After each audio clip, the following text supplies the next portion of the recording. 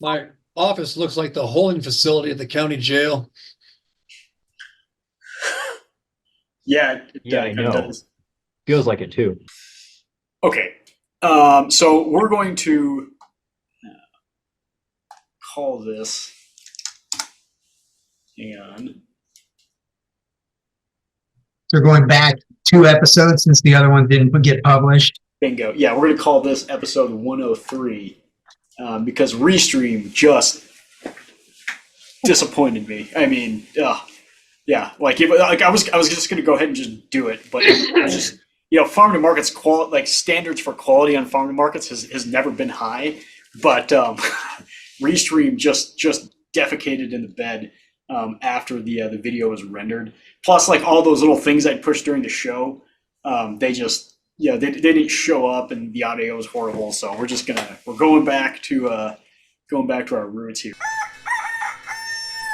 Welcome to what we're calling episode 103 of Farm to Markets. This is a show where participants only get 5 minutes to state their opinion. The person with the most time at the end wins, but there are no prizes. Today we're talking about Boomerang children, Elon Musk drug use, Boeing, light therapy, and home improvement.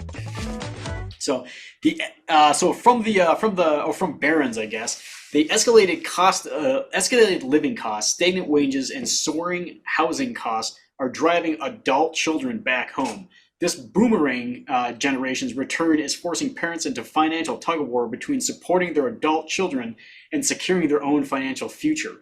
Many parents are tapping their retirement savings to support their adult children. A recent Harris poll survey found that nearly half of individuals 18 to 29 live with their families, the highest percentage since the 1940s. Similarly, a Bankrate report found that almost 70% of parents with adult children have made financial compromises to support them. Almost 1 in 5 parents polled said they sacrificed their retirement savings to help their children financially. Why are parents compromising their retirement savings to help boomerang children? Well, I'll come at it from two different angles. Number one, you touched on it a little bit at the beginning, which was the cost of housing. I looked up some information, did some math, and depending on who did the math, when you adjust for inflation, go from 1985 to like 2023, the cost for a median house in the United States is up anywhere from 50 to 70%. So it's not just millennial whining or, a failure to pull yourself up by your bootstraps. It's from an apples to apples comparison, the baby boomer and early Gen X parents of millennials got a significant discount on a house compared to what millennials are having to pay. So the reason so many millennials are living at home in so many different places is because it's way less affordable to get housing. Even when you just look at rent instead of buying, it's up about 40%. Rents are over inflation adjusted numbers what they were in 1985. So it is a much larger chunk of your income to get housing now than it was just about 40 years ago. The other one, though, why would parents actually support their kids financially? Well, if they care about their kids and want them to succeed, it's kind of a good thing to do. You can kind of support your kids early on. You can support them later on, or you can do both if you care about them. So, some parents will borrow money for their kids and co-sign a loan for college, for example. Others will save preemptive. Either way, a parent who wants to pay for their kids' college education is going to pay. It's either going to be when they're kids or when they're adults. I don't see this as too terribly different from that situation. By the way, college education is another one of those things that's significantly grown in cost way beyond inflation. So, this to me is just another aspect of parents either supporting their kids when they're young, when they're older. If you care about your kids, I guess you're going to do what you have to do to make sure they succeed. I think with the cost of living being so high and the student loan debt never being higher, I think parents, just like Alex said, they're just trying to help their kids out. Now, parents of this generation, or the millennial generation, are different than parents of other generations. Now, the parents of millennial generations were the ones that typically, by and large, have the reputation, I suppose, of being the parents to hand out participation trophies and coddle their kids, things like that. So they probably have this certain sense of guilt, or they're just conditioned to help their kids out, even if it means tapping into their own retirement savings or having a negative impact on their financial well-being. This is stupid. If you're a parent that is trying to help your kid out financially, do not destroy your own financial retirement plan just to give your kids a leg up or help them out. You can be nice to your kids, you can help them out, you can let them stay with you, but don't spend all of your money just covering their bills. They're adults. They can work, they can find jobs. It's hard out there. I understand that moving back in with your parents is pretty high right now. That's fine, but to folks that are thinking of taking out their retirement funds to give to their kids, I would say that's stupid. I think it'll have some interesting impacts economically.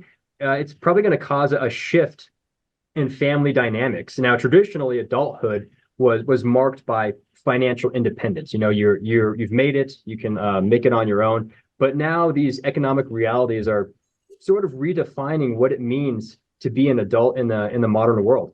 I think there's going to be more intergenerational financial interdependence.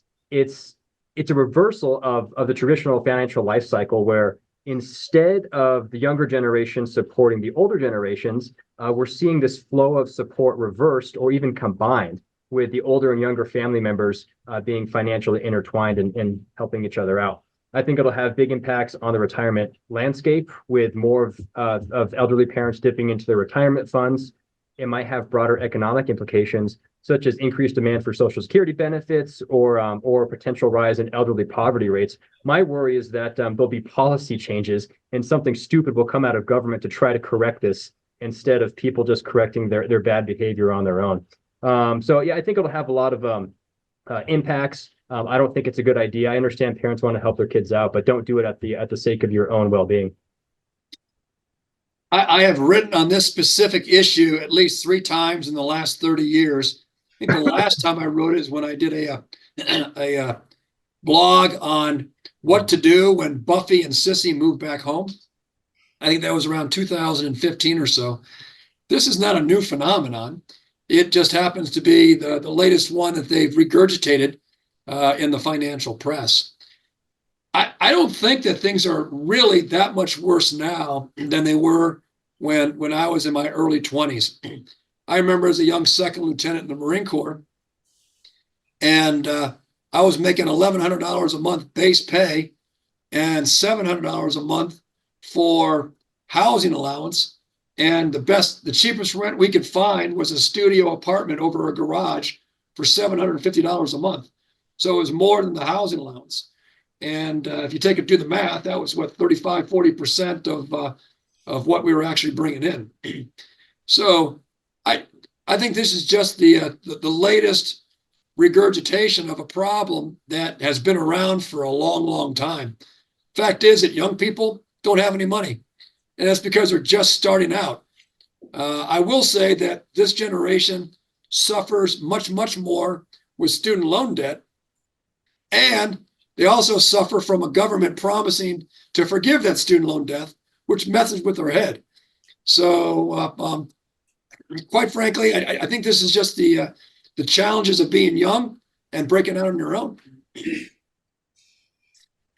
So when you take care of boomerang children, it causes a boomerang problem, because if you raise your retirement savings, the article made a good point, is that if you raise your retirement savings, then you have nothing to retire on, and now your children are going to be forced to take care of you when you have nothing to retire on. So, if you're giving your children money now, and you have no money to take care of yourself with, they're going to have to take care of you in your old age, hopefully. So hopefully the money you're giving them now is going to, make it so that they can take care of you in your old age, because you're not going to have any money. So I just read a book on philanthropic giving, and one of the chapters was titled, Giving That Hurts.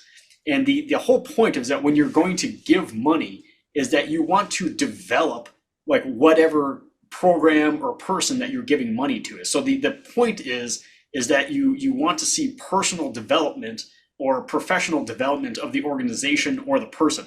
It's kind of like the saying is that if you give a man a fish, he'll eat for a day, but if you teach him a fish, he'll eat for a lifetime. And that's kind of the thing here is that are we just rating our retirement plans so that you can eat for the day, but you're not fixing the underlying problem, which is you're living at home. And why aren't you getting a job? Like you obviously got the education. Why are you not out, getting a job to pay for that education?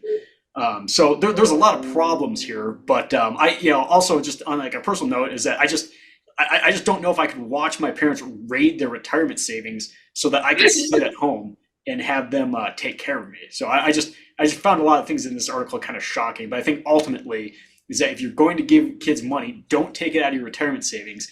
And then two, make sure that you're developing them as people when you actually do give them money. All right, so we'll go from boomerang children to drugs, and so apparently Elon Musk and his supporters offer several explanations. So Elon Musk apparently has been taking some form of illegal drugs. So Elon Musk and his supporters offer several explanations for the contrary views, unfiltered speech, and provocative antics. They're expressions of his creativity. So basically, sorry, I'm just reading the first part of this article here. But in recent years, the company has has built a presence around Elon Musk like being kind of eccentric. And one of the things that's becoming somewhat of a more public issue is that he tends to use and is admitted to using some forms of illegal drugs. And I think we kind of talked about an article about this, like we talked about like psychedelics or something like that, like taking a small amount of LSD or something. I think it's in that name, but essentially he's admitted to using illegal drugs. How does that? Do you have concerns about buying Tesla? Or potentially owning SpaceX if it ever becomes public, when the founder CEO of this company is basically taking drugs. Well, I mean, if this is news to you, then I guess you haven't paid much attention to Elon Musk because he is not shy about talking about all the drugs he takes. We know for sure he smokes marijuana, takes ketamine. I wouldn't be surprised if he does cocaine. Probably does just about everything you can think of. And again, he was really not shy about it. I think the article touched on it a little bit. The only real concern that I would have about this is, SpaceX has government contracts. I wouldn't be surprised if, maybe Tesla gets a government contract to sell like EVs to like the government fleets or something. If it ends up costing them government contracts because he's out there bragging about all the drugs he's doing and all the laws he's breaking, then maybe, if I'm on the board of directors, I want to make sure that he's keeping quiet about it. And that's kind of a concern. But beyond that, this is par for the course with Elon Musk. If you don't like the fact that he's doing drugs, you probably like the fact that he's been doing drugs for a long time. Yeah, this is nothing new. Elon Musk, he's a personality, and he's done drugs in the past. He still does drugs. It's known. I don't know if that's because he's a drug addict or if it's a coping mechanism because he's, manages 6 major companies, valued at like $1 trillion. I don't think it sets a good example for his employees. What I worry about is, I don't care so much that Elon Musk is going to these parties and he's abusing drugs. But what does that show to his employees? Can they start to abuse drugs? Are they going to bring drugs into the workplace? If Elon Musk crosses the line, I mean, he still has a board of directors. He could get voted out. They would probably make sure that he doesn't have any huge negative impacts on the company. But I think it's just he's being a bad role model to the employees of the company. It certainly concerns me as a shareholder.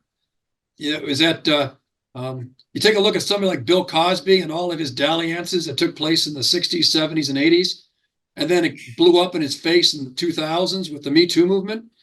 At what point does the society become incredibly holistic and they start to have less patience for people who use these kind of drugs? And now you've got somebody who's the CEO of 6 extremely important stocks in the NASDAQ that this could have a huge impact on the economy. The fact that he can be blackmailed at any point and the fact that he can compromise his integrity because the federal government has him in their sights. That certainly, as a shareholder, that does bother me. The other fact is that with Tesla, SpaceX, and some of these other companies, like Elon Musk is the company. The reason why people like it is because Elon Musk is behind it. He designed the cars. He's the one with the enthusiasm, the passion, and the vision. And if something happens to him, Tesla and SpaceX and with whatever the satellite company is, they're not going to be the same companies without him. And in case people didn't know, drugs are addictive. And if you have to take drugs to cope with all the companies that you have, then you're probably, you're probably overextending yourself. And for a long time, I've wondered how he can manage, a basket of some of the world's biggest companies and still be sane. And apparently he does that with drug use in video games. And what I'm worried about is that, you're so burnt out from managing all these companies that your drug use just continues to escalate. And then basically one day, something happens and you've taken too much LSD or something like that, and you die.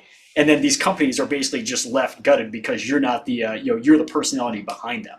So as a shareholder, I am concerned that he's on drugs because it's a slippery slope. So I'm definitely concerned. All right. So more concerning news is that Boeing, they went through all the stuff with their 737 Max. It kept crashing, and now with the 737 Max 9s, I guess the door, one of the doors like ripped off at like 16,000 feet over Portland. Thankfully, nobody was hurt, but the stock plunged again the other day. And when I say I don't use plunged, I understand is that financial people tend to overuse like words like plunged and soared and stuff like that. But I mean, it went down pretty hard the other day when just like the door of the aircraft, and it took most of the Dow with it, at least on I think it was either Monday or Friday. I guess so. Two questions: how do you feel about Boeing going forward, and would you actually get on a 737 Max 9 to fly across the country? So I'll start with what I get on the 737 Max if I had a choice. So if United Airlines or whoever says, pick your aircraft, guys. I think the 737 Max would be the lowest choice on my list. That being said, the likelihood of an accident is still not that high. I'll come back to that in a minute. But no, I mean, if I had the option, I would take almost any other aircraft at this point because it's got a proven track record of having problems. Second aspect to this is, is Boeing going to be able to get past this? I really don't know. With the 737 Max, basically, for the last few years, since the plane started nosediving for no apparent reason, two fatal crashes, what has come to light is basically they decided to outsource very significant and very important aspects of the design and construction of this aircraft to basically minimum wage people in India. The software was designed by people who made like $9 an hour as like a contract, like a subcontractor of a contractor in India. They didn't know what they were doing. They're barely educated, minimally qualified, and it took hundreds of people dying to figure out, saving a buck on software design is probably a really stupid idea. So now you have the plane tearing itself apart at altitude. And even though, like I said before, the chances of a fatal accident are pretty low, they're still 20 times higher for the 737 MAX 9 than they were for the previous model 737 that was mostly designed and engineered by Americans in America. So I guess it only requires you to ramp up your risk of a fatal accident by 20 times to save a little bit of money building an airplane. And I'm not sure the trade-off is worth it, to be honest with you. The risk of boarding a 737 MAX 9 aircraft still outweigh the alternative modes of travel, like taking a train or driving or hot air balloon. I don't know. So I would get on a MAX 37 or a 737 MAX 9, despite the fact that it had a recent malfunction. I mean, aircraft malfunctions, they're bad. Now, certainly they're even worse with the passengers while they're in the air, but I don't think the stats are as bad as they seem. The world tends to take the most recent incident and they compare it to the last incident, and they draw this pattern on how air travel safety is eroding and going downhill. But out of the millions of miles of travel and tens of thousands of aircraft in the sky, bad things are going to happen, and this is just the risk that we assume. Now, with that said, I think the latest incident will have some effects, as it already has. People are going to be scrutinizing a lot harder. It'll go away as time passes. But I'm sure that airline executives and aircraft manufacturers are more closely weighing the cost of accidents versus the costs of limited production, because there's a lot of commercial pressure to produce these aircrafts. There's a lot of travel demand. So these companies are trying to put out as many aircrafts as they possibly can, but it costs a lot in terms of dollars and just in reputation when they have an accident. So I think there might be a scale back and a shift towards safety, even at the cost of cutting production. But the worst thing than a aircraft accident, as bad as it sounds, is a bad quarterly report for shareholders. So it's not safety isn't the only concern out there. They also have aircrafts to build. It's certainly going to have an impact on Boeing's reputation and trust. It's going to further erode the public trust in Boeing, which has certainly been damaged by some of the MAX 8 crashes that we've had over the years. It also raises questions about whether the current regulatory standards are sufficient to identify these risks. They're supposed to be the governing bodies, and when things like this happen, are they really doing their jobs? I don't know. So I guess that's a long-winded answer. I went over my time, so I'll just cut it short. I don't think my flying behavior will be changed a whole lot with this particular statistic.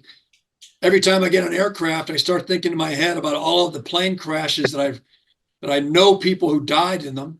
And in every case, it was a private pilot who got hurt, not necessarily a commercial passenger airplane. I will say is that if we're concerned about people cutting corners at the corporate level, I wonder how much government is involved with this, where they make it extremely difficult for non-union shops to win bids for a lot of this work. Yep. Alex was talking about the $9 an hour Indians. I suspect the $9 an hour Indian software designer was not the first choice. There was probably lots of other choices. They just couldn't make the cut for a variety of regulatory reasons, which prevented the guys making $25 an hour from competing for the job. So maybe we need to look a lot harder at some of the other reasons why these companies have to go overseas for some of this support. Yeah, I don't know about that, but I agree with Alex, though, is that I know Drew was hinting at the recency bias, but recently Boeing's been the one crashing airplanes and Airbus has not.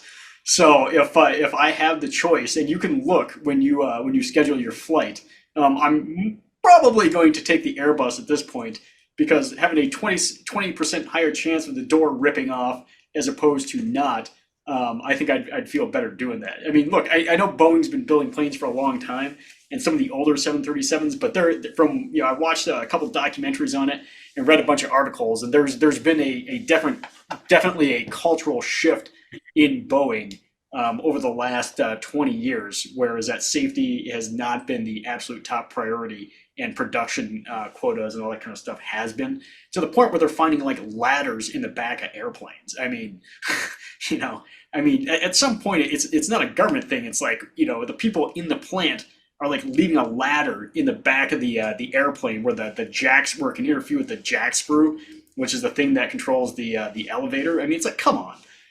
At some point, it's just ridiculous. But yeah, at this point, I think I'd probably get on an Airbus if I had to. Well, you remember, what is it, back in 2015 or so, where Boeing was going to move the operations out of Seattle, and they're going to move to South Carolina, and the Federal Employment Relations Board demanded they not do that?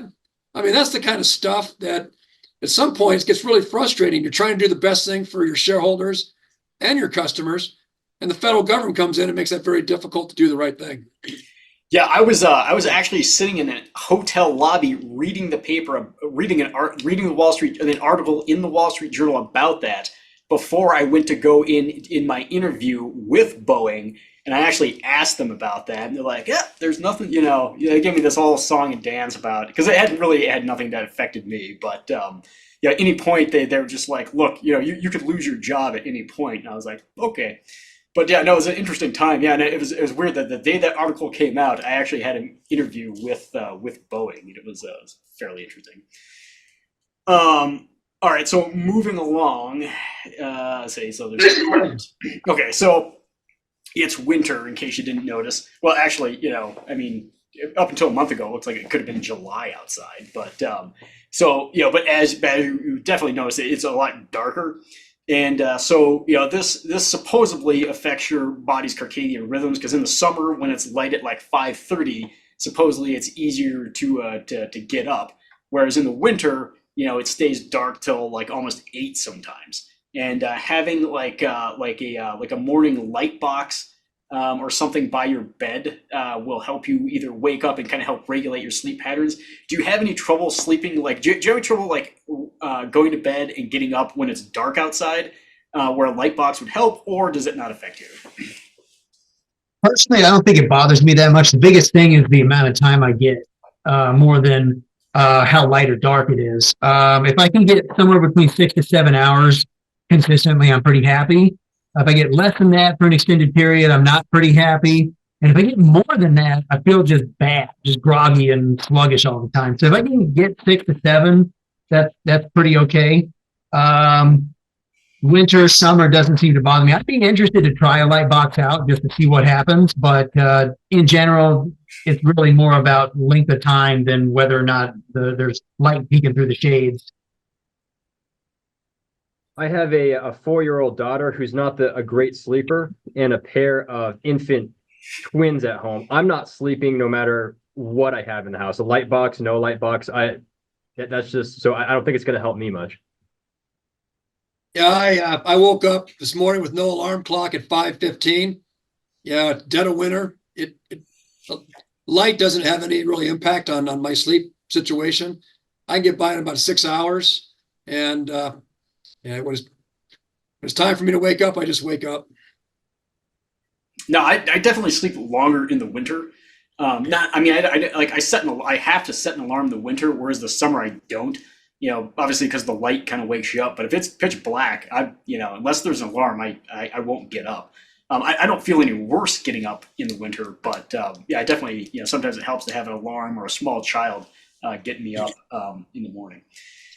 All right, so last one here is that homeowners who tackled at least one house project last year spent about $9,500 on average on home improvement across 2023, a 12.5% jump compared with 2022. Younger homeowners spent even more than that, and mostly between ages 27 to 42, notching about a home improvement bill about $700 more than average. Why do you think people are spending so much money on home improvements now versus like 2022? Why do you think the amount of people spending money on home improvement is going up? We got about 4 minutes left. So I'll keep it very simple. It's because the cost to borrow money to buy a bigger house is a lot more now than it was 2 years ago. If the math works out where it would cost you, $30,000 to renovate your house to better suit your needs versus, just go out and sell your house and borrow a few $100,000 to buy a slightly larger one, you're going to renovate versus buy. As soon as interest rates, if they do go back to where they were maybe right after COVID, then we'll see sales probably go back up and renovations go back down. But yeah, it's just the math on it. It's cheaper to renovate than it is to upsize your house through purchase. So. Yeah, I think Alex said, well, it's pretty simple. The cost of buying a new home is more than repairing or remodeling your current one, especially so if you have an interest rate that's locked in 2.5, 3%. Fix your house at the current rate instead of buying a new one. And also the price of goods and services have gone up. So obviously the price of goods and services when it comes to building or renovating homes is going to go up as well. So I think the data is a little skewed. I'm not so sure I agree that the reason why the cost of remodels is going up is because home prices are interest rates are going up. I think that the price of remodels are going up is because it costs more to do remodels, significantly more, just like everything else. Eggs, gas, everything's more expensive now than it was a few years ago.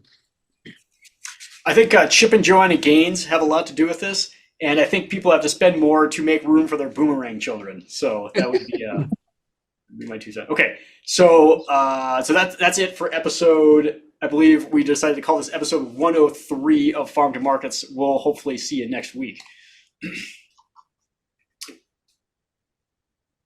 Yeah. Not to mention that I won.